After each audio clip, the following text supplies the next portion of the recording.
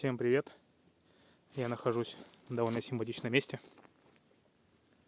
Там такая пойма, условно пойма реки.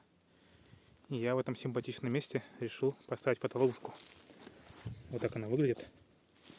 Я ее поплевал корой. Ну, с этой стороны ее, конечно, заметно. Но вот с этой совсем не видно. Наверное, если будут ходить люди, не будут ходить с этой стороны, ее не заметят. А тут вот тропа животное. И я надеюсь, что ловушку кого-нибудь снимет. И я вам покажу. Вернее, если вы это видео увидели, значит, она кого-то сняла. И дальше будет интересные моменты.